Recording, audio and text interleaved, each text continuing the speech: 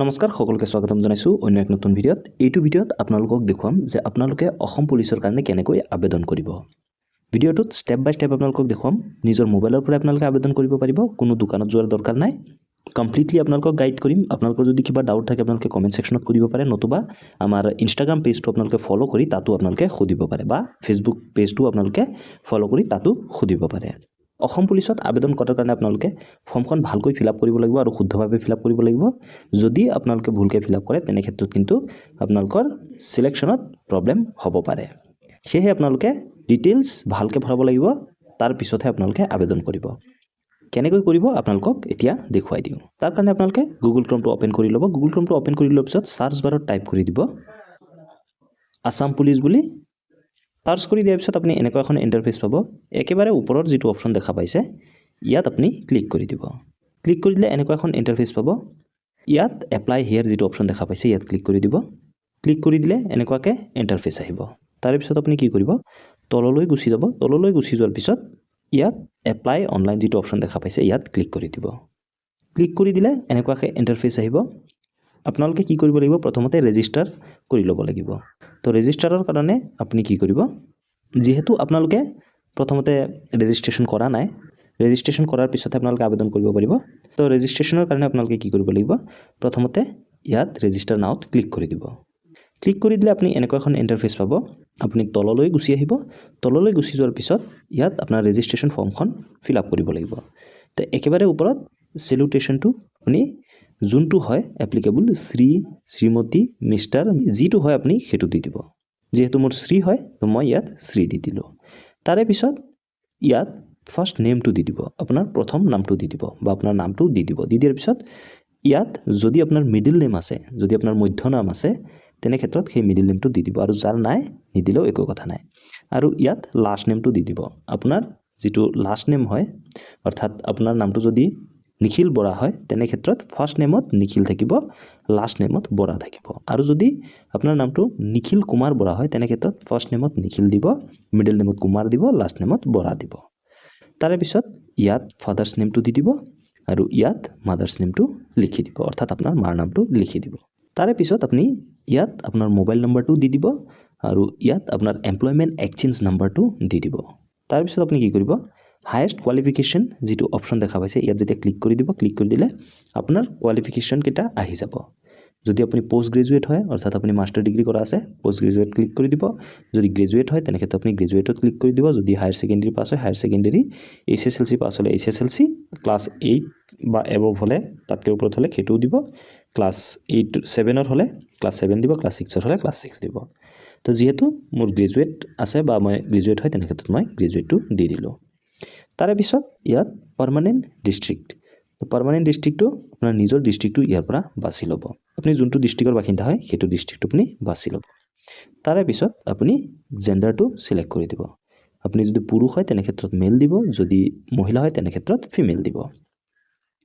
তাৰে পিছত আপোনাৰ কাষ্ট বা কেটেগৰী, তো আপুনি যোনটো কাষ্টৰ হয় সেইটো আপুনি দি দিব। যদি আপুনি জেনেৰেল হয় জেনেৰেল দিব, OBC হ'লে OBC দিব, বা SC হ'লে SC, ST হিলছ হ'লে ST হিলছ, ST প্লেইনছ হ'লে ST প্লেইনছ দিব।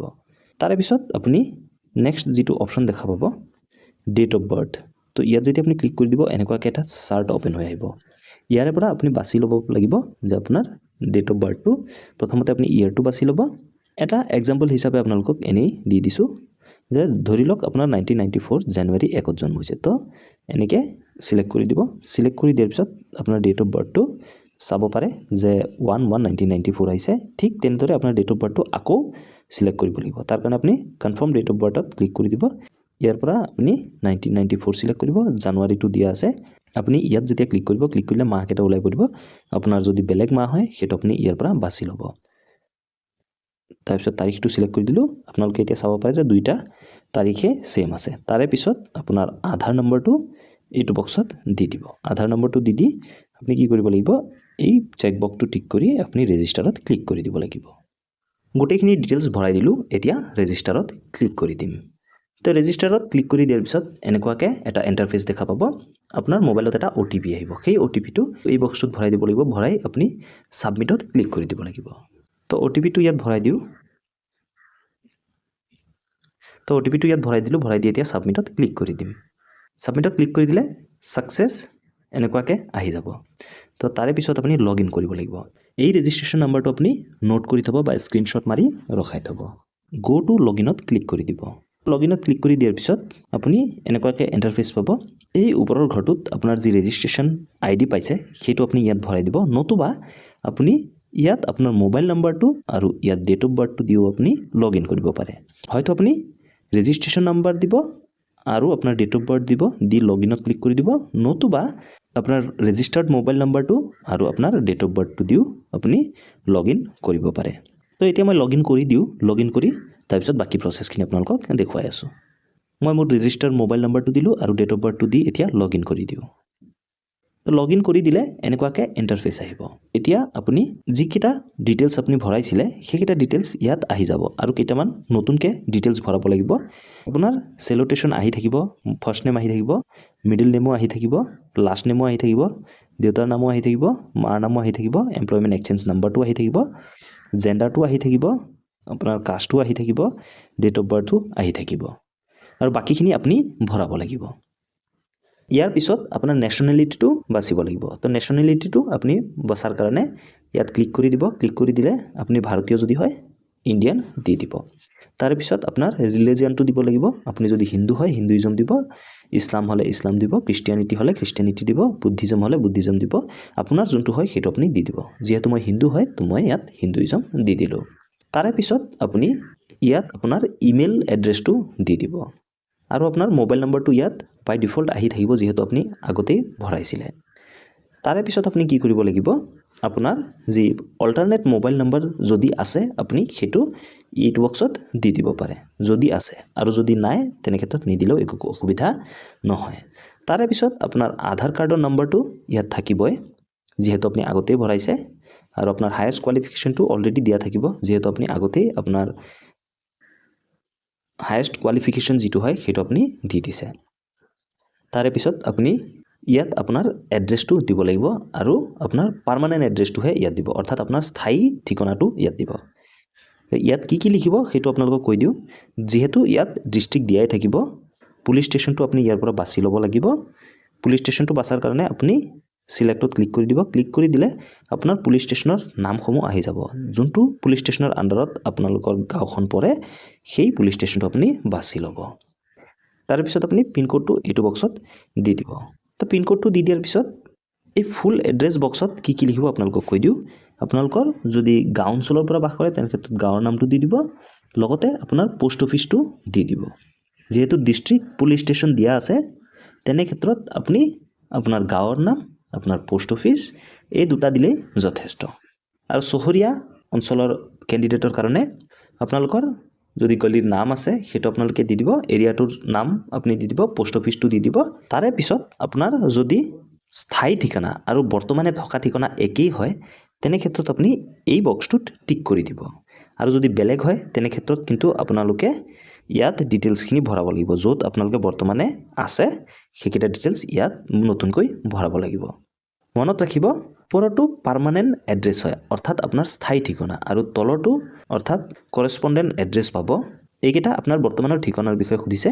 যদি আপোনাৰ স্থায়ী ঠিকনা বৰ্তমানৰ ঠিকনাৰ সৈতে একেই হয় তেনে ক্ষেত্ৰত আপুনি এই বক্সটো টিক কৰি দিব। টিক কৰি দিলে তলতো অট'মেটিকেলি আপোনাৰ ডিটেইলছখিনি ভৰি যাব। তাৰে পিছত আপোনাৰ কেইটামান কুৱেশ্যনৰ এনচাৰ দিব লাগিব। প্ৰথম কুৱেশ্যনটো কৈছে যে do you have home guard certificate. যদি আপোনাৰ হোমগাৰ্ডৰ চাৰ্টিফিকেট আছে তেনে ক্ষেত্ৰত আপুনি এই অপশ্যন কেইটাৰ পৰা বাছি দিব লাগিব। যদি এবছৰৰ এক্সপিৰিয়েঞ্চ চাৰ্টিফিকেট আছে তেনে ক্ষেত্ৰত আপুনি এইটো টিক কৰি দিব, যদি আপোনাৰ নাই তেনে ক্ষেত্ৰত নো টিক কৰি দিব, আৰু যদি 3 বছৰৰ এক্সপিৰিয়েঞ্চ চাৰ্টিফিকেট আছে এজ এ হোমগাৰ্ড তেনে ক্ষেত্ৰত আপুনি 3 বছৰ দি দিব, আৰু যদি নাই নো বুলি দিব। তাৰে পিছত ছেকেণ্ড কুৱেশ্যনটো কৈছে যে do you have tea tribe আদিবাসী কমিউনিটি চাৰ্টিফিকেট। যদি আপুনি চাহ জনগোষ্ঠীয় লোক হয় বা আদিবাসী কমিউনিটিৰ চাৰ্টিফিকেট আপোনাৰ হাতত আছে তেনে ক্ষেত্ৰত আপুনি ইয়েছত টিক কৰি দিব, যদি নাই নোট টিক কৰি দিব। তাৰে পিছত কৈছে যে do you have NCC certificate. যদি আপোনাৰ NCC চাৰ্টিফিকেট আছে তেনে ক্ষেত্ৰত কোনটো টাইপৰ NCC আছে, A আছে নে B আছে নে C আছে সেইটো আপোনালোকে দি দিব, আৰু যদি নাই নোট টিক কৰি দিব। তাৰে পিছত কৈছে যে are you an ex servicemen. যদি আপুনি আগতে চাকৰি কৰিছিলে তেনে ক্ষেত্ৰত আপুনি ইয়েছত টিক কৰি দিব আৰু যদি আপুনি আগত চাকৰি কৰা নাছিলে তেনে ক্ষেত্ৰত আপুনি নো টিক কৰি দিব তো এই গোটেইকেইটা ডিটেইলছ দিয়াৰ পিছত আপুনি সেভ এণ্ড প্ৰচিডত ক্লিক কৰি দিব সেভ এণ্ড প্ৰচিডত ক্লিক কৰি দিয়াৰ পিছত এনেকুৱাকৈ আহি যাব আপোনাৰ গোটেইকেইটা ডিটেইলছ দিব লাগিব আপোনাৰ 10th আপোনাৰ 12ৰ আপোনাৰ গ্ৰেজুৱেশ্যনৰ আৰু যদি আপোনাৰ গ্ৰেজুৱেশ্যনতকৈ ওপৰত আছে অৰ্থাৎ আপুনি পোষ্ট গ্ৰেজুৱেশ্যন কৰা আছে সেইকেইটা আপোনালোকে দিব পাৰে প্ৰথমতে আপুনি 10ৰ দিব তো 10ৰ কাৰণে আপোনালোকে বোৰ্ড এণ্ড ইনষ্টিটিউশ্যন যিটো একেবাৰে ওপৰত দেখা পাইছে ইয়াত ক্লিক কৰি দিব ক্লিক কৰি দিলে যদি আপুনি সেৱা বোৰ্ডৰ পৰা পাছ কৰা হয় তেনে ক্ষেত্ৰত সেৱা দি দিব আৰু যদি CBSE বোৰ্ডৰ পৰা পাছ কৰা হয় তেনে ক্ষেত্ৰত CBSE বোৰ্ড দিব আৰু যদি আপুনি ASSEB বোৰ্ডৰ পৰা পাছ কৰিছে সেইটো দিব আৰু যদি আপুনি বেলেগ বোৰ্ডৰ পৰা পাছ কৰিছে আদাৰ্ছ দি দিব তো যেহেতু মই সেৱা বোৰ্ডৰ পৰা পাছ কৰা মই সেৱা দি দিওঁ তাৰে পিছত সেকেন্ড ঘৰটোত ৰোল নম্বৰটো দি দিম মেট্ৰিকৰ যিটো ৰোল নম্বৰ আছিলে সেইটো দি দিম নেক্সট ঘৰটোত যিমান চনত পাছ কৰিছিলোঁ মই মেট্ৰিক সেইটো দি দিম আৰু ইয়াত মোৰ যিমান পাৰ্চেন্টেজ ওলাইছে সেইটো মই ইয়াত দি দিম ঠিক তেনেকৈ হায়াৰ সেকেন্ডাৰীটো দিব লাগিব আপুনি প্ৰথমতে বোৰ্ডটো সিলেক্ট কৰি দিব বোৰ্ডটো যদি আপুনি AHSEC অৰ্থাৎ আসাম হায়াৰ সেকেন্ডাৰী এডুকেশ্যন কাউন্সিলৰ পৰা পাছ কৰিছে সেইটো আপুনি দি দিব আৰু যদি CBSE বোৰ্ডৰ পৰা 12 পাছ কৰিছে CBSE দি দিব ASSEB ৰ পৰা যদি পাছ কৰিছে ASSEB টো দি দিব আৰু যদি বেলেগ হয় আদাৰ্ছ দি দিব যেহেতু মই আসাম হায়াৰ সেকেন্ডাৰী এডুকেশ্যন কাউন্সিলৰ পৰা পাছ কৰিছোঁ তো এইটো মই দি দিলোঁ তাৰে পিছত ষ্ট্ৰীমটো আপুনি বাছিব লাগিব আপুনি কোনটো ষ্ট্ৰীমৰ হয় তো চুজত ক্লিক কৰি দিব ক্লিক কৰি দিলে আপুনি যদি আৰ্টছৰ হয় আৰ্টছ দিব কমাৰ্চৰ হ'লে কমাৰ্চ সায়েন্সৰ হ'লে সায়েন্স আৰু যদি আদাৰ্ছ হয় আদাৰ্ছ দি দিব যেহেতু মই সায়েন্সৰ হয় মই সায়েন্স দি দিলোঁ নেক্সট আহিলে ইয়াৰ অফ পাছিং তো এতিয়া পাছিং ইয়াৰটো দিব লাগিব ইয়াত কিমান চনত আপুনি পাছ কৰিছে সেইটো দি দিব আৰু তাৰ পিছত ইয়াত পাৰ্চেন্টেজটো দি দিব আপোনাৰ যিমান পাৰ্চেন্টেজ হৈছিলে সেইটো আপুনি দি দিব এইকেইটা দিয়াৰ পিছত গ্ৰেজুৱেশ্যন ডিটেইলছটো দিব লাগিব তেনে ক্ষেত্ৰত আপুনি ইউনিভাৰ্চিটি বা ইনষ্টিটিউশ্যনৰ নামটো দি দিব য'ত আপুনি পঢ়িছে তাৰে পিছত আপোনাৰ ষ্ট্ৰীমটো সিলেক্ট কৰিব লাগিব ষ্ট্ৰীমটো সিলেক্ট কৰাৰ কাৰণে চুজত যেতিয়া ক্লিক কৰি দিব ক্লিক কৰি দিয়াৰ পিছত যদি আপুনি BA কৰিছে BA সিলেক্ট কৰি দিব BSc কৰিলে BSc BCom কৰিলে BCom BTech কৰিলে BTech MBBS BDS যোনটো হয় সেইটো আপুনি দি দিব যেহেতু মই BSc কৰিছোঁ তো সায়েন্স দি দিলোঁ তাৰে পিছত ইয়াৰ অফ পাছিংটো আপুনি দি দিব লাগিব যে কিমান চনত আপুনি পাছ কৰিছে ইয়াৰ পিছত আপোনাৰ পাৰ্চেন্টেজটো এইটো বক্সত লিখি দিব তো গোটেইখিনি ডিটেইলছ ভৰাই দিয়াৰ পিছত সেভ এণ্ড প্ৰিভিউত ক্লিক কৰি দিব ক্লিক কৰি দিলে এনেকুৱা এখন ইণ্টাৰফেচ পাব তো প্ৰথমতে আপোনালোকে কি কৰিব লাগিব আপোনাৰ ফটোটো ইয়াত ক্লিক কৰি আপলোড কৰিব লাগিব তাৰ পিছত আপোনাৰ সিগনেচাৰটো ইয়াত আপলোড কৰিব লাগিব তাৰে পিছত আপোনাৰ এজ প্ৰুফৰ এটা সাৰ্টিফিকেট দিব লাগিব হয়তো আপোনাৰ মেট্ৰিকৰ এডমিট কাৰ্ড আপুনি দিব পাৰে য'ত আপোনাৰ ডেট অফ বাৰ্থটো মেনশ্যন আছে তাৰে পিছত আপোনাৰ এমপ্লয়মেণ্ট এক্সচেঞ্জৰ ৰেজিষ্ট্ৰেশ্যন কাৰ্ডটো ইয়াত আপলোড কৰিব লাগিব ইয়াত ক্লিক কৰি আপোনাৰ আধাৰ কাৰ্ডখন আপলোড কৰিব লাগিব ইয়াত ক্লিক কৰি আপোনাৰ PRC যদি আছে আপলোড কৰি দিব পিছলৈ PRC দৰকাৰ হ'ব PRC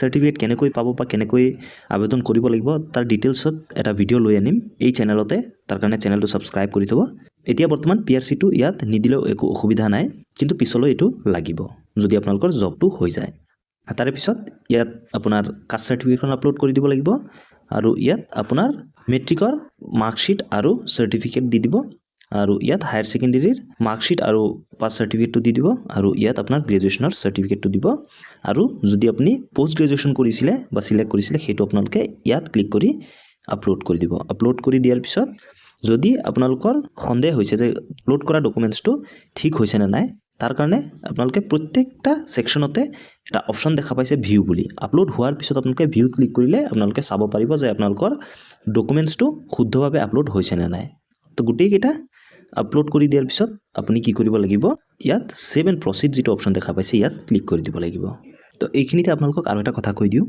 যে আপোনালোকে যিটো ফাইল আপলোড কৰিব সেইটো কিন্তু PDF ফাইলত হ'ব লাগিব ফটোটো সিলেক্ট কৰাৰ কাৰণে আপুনি আপলোডত ক্লিক কৰি দিব ক্লিক কৰি দিয়াৰ পিছত আপোনাৰ মোবাইলৰ গ্যালাৰীটো ওপেন হ'ব আপুনি গ্যালাৰীৰ পৰা বাছি ল'ব লাগিব আপোনাৰ ফটোটো তো ইয়াত আপোনাৰ ফটোটো আপুনি বাছি ল'ব বাছি ল'লে এনেকুৱা এখন ইণ্টাৰফেচ আহিব তাৰ পিছত আপুনি চাই ল'ব যে ফটোটো ঠিকে আছে নে নাই যদি ঠিকে আছে আপুনি আপলোডত ক্লিক কৰি দিব তো ক্লিক কৰি দিলে আপোনাৰ ফটোটো আপলোড হৈ গৈছে ঠিক তেনেদৰে আপুনি সিগনেচাৰটো আপলোড কৰাৰ কাৰণে আপলোডত ক্লিক কৰি দিব যেনেকৈ আপোনাৰ ফটোটো আপলোড দিছে অৰ্থাৎ আপোনাৰ পাছপোৰ্ট সাইজ ফটোটো আপলোড দিছে তেনেকৈ আপুনি সিগনেচাৰটো আপলোড কৰি দিব তো যদি আপোনালোকৰ ডাউট আছে আপোনালোকে ভিউত ক্লিক কৰি আপোনাৰ সিগনেচাৰটো চাই ল'ব যে শুদ্ধ সিগনেচাৰ আপোনালোকে আপলোড কৰিছে নে নাই তাৰে পিছত আহি গ'ল মেইন চ্যালেঞ্জিং পাৰ্ট সাৰ্টিফিকেট তো সাৰ্টিফিকেট আপোনালোকে জেপিজি ফৰ্মেটত দিলে নহ'ব অৰ্থাৎ আপুনি ফটো ফৰ্মেটত দিলে নহ'ব সেইটো আপোনালোকে পিডিএফ ফৰ্মেটত দিব লাগিব তো কেনেকৈ পিডিএফ বনাব আপোনালোকক এই ভিডিঅ'ত ডিসকাস কৰিছোঁ যে ফটোটো আপোনালোকে কেনেকৈ পিডিএফ বনাব আৰু ইয়াত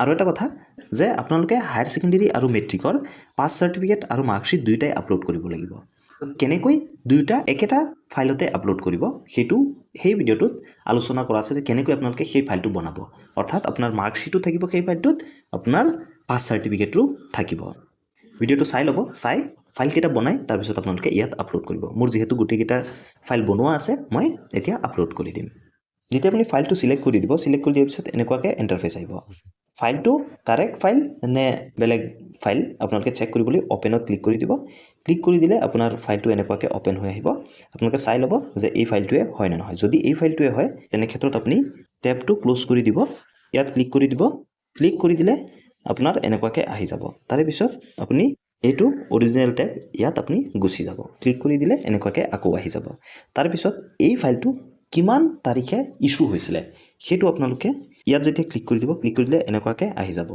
আপোনাৰ ক্যালেন্ডাৰটো ওপেন হৈ যাব তো যিমান তাৰিখে এই ফাইলটো ইস্যু হৈছিল সেইটো আপোনালোকে ইয়াৰ পৰা বাছি দিব লাগিব তো এমপ্লয়মেন্ট এক্সচেঞ্জৰ ক্ষেত্ৰত যেটো আপোনাৰ ৰেজিষ্ট্ৰেচন ডেট হয় সেইটোৱে আপোনাৰ ইস্যু ডেট হয় 23/7/2025 তাৰিখে মই কৰিছিলো 7 যদি হয় তেনে ক্ষেত্ৰত জুলাই হ'ব তো মই জুলাই দি দিলো আৰু 23 তাৰিখ ইয়াৰ পৰা বাছি দিম তো দি দিলো 23/7/2025 দিয়াৰ পিছত আপলোডত ক্লিক কৰি দিম তো ক্লিক কৰি দিলে আপোনালোকে চাব পাৰে যে এমপ্লয়মেন্ট এক্সচেঞ্জ আপলোড হৈ গৈছে ইয়াত যেতিয়া চেঞ্জ আহিব অৰ্থাৎ আপোনাৰ আপলোড হৈ গৈছে ঠিক তেনেদৰে আপুনি এজৰ এটা প্ৰমাণ দি দিব অৰ্থাৎ আপোনাৰ মেট্ৰিকৰ এডমিট কাৰ্ডটো ইয়াত দি দিব য'ত আপোনাৰ ডেট অফ বাৰ্থটো মেনশন আছে ঠিক একেদৰে আপুনি যেতিয়া আধাৰ কাৰ্ডো আপলোড কৰিব তেনে ক্ষেত্ৰতো কিন্তু আপোনাৰ আধাৰ কাৰ্ডৰ ইস্যু ডেটটো দিব লাগিব তো আধাৰ কাৰ্ডৰ ইস্যু ডেটটো আধাৰ কাৰ্ডৰ সাইডত লিখা থাকিব আধাৰ নাম্বাৰ ইস্যুড বুলি তো সেই ডেটটো আপোনালোকে দিব প্ৰিন্ট কৰাৰ ডেটটো কিন্তু আপোনালোকে নিদিব তো মই গুটেইখিনি ডিটেইলছ ভৰাই দিলো আপোনালোকক কৈ দিও যে ফটোৰ সাইজ বা পিডিএফৰ সাইজ 200 কেবিতকে ওপৰত হ'ব নোৱাৰিব সেই ভিডিঅ'টো চালে আপোনালোকে গম পাব যে কেনেকৈ আপোনালোকে 200 কেবিৰ ভিতৰত এটা ফটো বা এটা পিডিএফ আপোনালোকে বনাব পাৰিব তো যেহেতু মই গুটেইখিনি ডিটেইলছ ভৰাই দিলো এতিয়া সেভ এণ্ড প্ৰসিডত ক্লিক কৰি দিম ইয়াত অপচনটো দেখা পাব ইয়াত আপোনালোকে ক্লিক কৰি দিব ক্লিক কৰি দিয়াৰ পিছত আপোনাক এটা প্ৰিভিউ পেজ দেখুৱাব এনেকুৱাকৈ ওপেন হৈ আহিব আপোনাৰ গুটেইখিনি ডিটেইলছ এনেকুৱাকৈ আহিব তাৰ পিছত আপুনি তললৈ স্ক্ৰল কৰি গৈ থাকিব আপোনাৰ গুটেইকেইটা ডিটেইলছ আপোনালোকে চেক কৰিব যে গুটেইকেইটা ডিটেইলছ আছে নে নাই তো যেতিয়া আপোনালোকে চাব যে গুটেইকেইটা ডিটেইলছ ঠিকই আছে আৰু যিকেইটা ডিটেইলছ আপোনালোকে ভৰাইছে গুটেইকেইটা শুদ্ধ হৈ আছে আপুনি কনফাৰ্মত ক্লিক কৰি দিব ইয়াত অপচনটো দেখা পাইছে কনফাৰ্ম তো ইয়াত আপোনালোকে ক্লিক কৰি দিব তো ক্লিক কৰিলে এনেকুৱাকৈ ইন্টাৰফেস আহিব আপুনি ওকে ক্লিক কৰি দিব ক্লিক কৰি দিলে এনেকুৱাকৈ ইন্টাৰফেস ওপেন হ'ব তাৰে পিছত আপুনি অকমান তললৈ স্ক্ৰল কৰি আহিব স্ক্ৰল কৰি আহাৰ পিছত আপোনালোকে চাব পাৰিব যে কি পোষ্ট আছে সেই পোষ্ট অনুযায়ী আপোনালোকে ইয়াত যি এপ্লাই বাটন দেখা পাইছে সাইডত ইয়াত আপোনালোকে চাব পাৰে এপ্লাই তো এই কেইটা বাটনত যোন কেইটা পোষ্টৰ কাৰণে আপোনালোকে এলিজিবল হয় বা যোন কেইটা পোষ্টত আপোনালোকে আবেদন কৰিব বিচাৰে এপ্লাই ক্লিক কৰি দিলে আবেদন কৰিব পাৰিব মই অলৰেডি সিৰিয়েল নম্বৰ 2 এপ্লাই কৰি দিলো সেই কাৰণে ডাউনলোড এপ্লিকেশন স্লিপ বুলি আহিছে আপোনালোকে যদি এটো পোষ্টৰ কাৰণে আবেদন কৰে ইয়াতো এপ্লাই বাটন পাব তো যিকেইটাত এপ্লাই বাটন পাইছে serial number 1 serial number 2 serial number 3 যোনটো পোষ্টৰ কাৰণে আপোনালোকে আবেদন কৰে সেই পোষ্টটো আপুনি এপ্লাই যেটো বাটন দেখা পাব তাত ক্লিক কৰি দিব তো মই এতিয়া সিৰিয়েল নম্বৰ 4 তাকো ক্লিক কৰি দিও আপোনালোকক দেখুৱাৰ কাৰণে তো এপ্লাই যেতিয়া ক্লিক কৰি দিব এনেকুৱাকৈ ইন্টাৰফেস আহি যাব তাৰ পিছত আপুনি তললৈ যাব যেহেতু ড্ৰাইভিং পোষ্টৰ কাৰণে মই আবেদন কৰি দিম তো মোৰ ড্ৰাইভিং লাইসেন্স আছে do you have driving licence yes মই ইয়েসত ক্লিক কৰিলো তাৰ পিছত টাইপ অফ ডকুমেন্টস তো ডকুমেন্টসটো ইয়াত কি টাইপৰ আছে হেতু ক্লিক কৰি দিব লাগিব অৰ্থাৎ মোৰ এলএমবি লাইসেন্স আছে তো এলএমবি দি দিছো এতিয়া ডকুমেন্টসটো আপলোড কৰিব লাগিব তো আপলোড ডকুমেন্টসত ক্লিক কৰি দিলো ক্লিক কৰি দিয়াৰ পিছত ইয়াত বাছিলো মোৰ ডকুমেন্টসটো তো ড্ৰাইভিং লাইসেন্সটো এতিয়া আপলোড কৰি দিম তো ইস্যু ডেটটো দি দিম ইস্যু ডেটটো দি দিলো এতিয়া আপলোডত ক্লিক কৰি দিম তো ক্লিক কৰি দিওতে এনেকুৱাকৈ আপলোড হৈ গৈছে তো এতিয়া কি কৰিব লাগিব সেভ এণ্ড প্ৰসিডত ক্লিক কৰি দিম তো সেভ এণ্ড প্ৰসিডত যেতিয়া ক্লিক কৰি দিলো এনেকুৱাকৈ আহি গৈছে আপোনালোকে যোনটো পোষ্টৰ কাৰণে আবেদন কৰিব আপোনালোকে কোৱেশ্চনাৰখিনিৰ এনসাৰ দিব বা যদি সাৰ্টিফিকেট বিচাৰিছে বা সাৰ্টিফিকেট আছে আপোনালোকে সাৰ্টিফিকেটটো দি দিব দি দিয়াৰ পিছত এনেকুৱাকৈ সেভ এণ্ড প্ৰসিডত ক্লিক কৰি দিব তাৰ পিছত ইয়াত পোষ্টটো সিলেক্ট কৰি দিব সিলেক্ট কৰি দিয়াৰ পিছত ইয়াত ড্ৰাইভাৰ ফৰেষ্ট ডিপাৰ্টমেন্ট অপচন আহিছে ইয়াত সাবমিটত ক্লিক কৰি দিলো তো ক্লিক কৰি দিয়াৰ পিছত মোৰ এনেকুৱাকৈ আহিছে আপোনালোকৰো এনেকুৱাকৈ আহিব তাৰে পিছত আপুনি সেভ এণ্ড প্ৰচিডত ক্লিক কৰি দিব তো ক্লিক কৰি দিলে এনেকুৱাকৈ ইণ্টাৰফেচ আহি যাব একেবাৰে তলত যাব গোটেইকেইটা ডিটেইলছ প্ৰথমতে আপোনালোকে চাই ল'ব তাৰে পিছত একেবাৰে তলত যাব গৈ আপুনি ফাইনেল কনফাৰ্মত ক্লিক কৰি দিব তো ফাইনেল কনফাৰ্মত ক্লিক কৰি দিলে এনেকুৱাকৈ আহি যাব ওকে ক্লিক কৰি দিব তাৰ পিছত এটা ওটিপি আহিব আপোনাৰ মোবাইলত তো সেই ওটিপিটো এই বক্সত ভৰাই দিব লাগিব তো এতিয়া ওটিপিটো ভৰাই দিওঁ ওটিপিটো ভৰাই দি এতিয়া সাবমিটত ক্লিক কৰি দিম তো সাবমিটত ক্লিক কৰি দিলে আপোনালোকে চাব পাৰে যে মোৰ এপ্লাই হৈ গৈছে ইয়াত আপোনালোকে চাব পাৰে যে ডাউনলোড একনলেজমেণ্ট স্লিপ তো আপোনালোকে যোনকেইটা পোষ্টৰ কাৰণে আবেদন কৰে তাত আপোনালোকে যেতিয়া এপ্লাই কৰিব বা সাবমিট কৰিব এনেকুৱাকৈ আহিব তো ইয়াত ক্লিক কৰি দিব ক্লিক কৰি দিলে আপোনাৰ যি এপ্লিকেশ্যন ফৰ্ম হয় সেইখন এনেকৈ ওলাই পৰিব তাৰপিছত আপুনি PDF যিটো অপশ্যন দেখা পাব ইয়াত ক্লিক কৰি দিব তো ক্লিক কৰি দিলে এনেকুৱাকৈ আহি যাব তাৰপিছত আপুনি ইয়াত ফাইল নেমটো দি দিব ফাইল নেমটো দি আপুনি সেভত ক্লিক কৰি দিব ক্লিক কৰি দিলে আপোনাৰ মোবাইলত এই ফাইলটো সেভ হৈ গৈছে তো এনেকুৱাকৈ আপোনালোকে আসাম পুলিচৰ কাৰণে আবেদন কৰিব লাগিব আপোনালোকে হয়তো বুজি পাইছে স্টেপ বাই স্টেপ আপোনালোকক বুজাই দিছোঁ যদি কিবা আপোনালোকৰ ডাউট আছে আপোনালোকে কমেণ্ট সেকশ্যনত সুধিব পাৰে নতুবা আমাৰ ইনষ্টাগ্ৰাম পেজ আছে তাত আপোনালোকে ফলো কৰি তাতো আপোনালোকে সুধিব পাৰে লগতে আমাৰ ফেচবুক পেজো আছে তাতো যদি আপোনালোকে ইচ্ছা কৰে ফলো কৰি তাতো আপোনালোকে সুধিব পাৰে আমি আপোনালোকক সম্পূৰ্ণ সহায় কৰিম ধন্যবাদ জয় আই অসম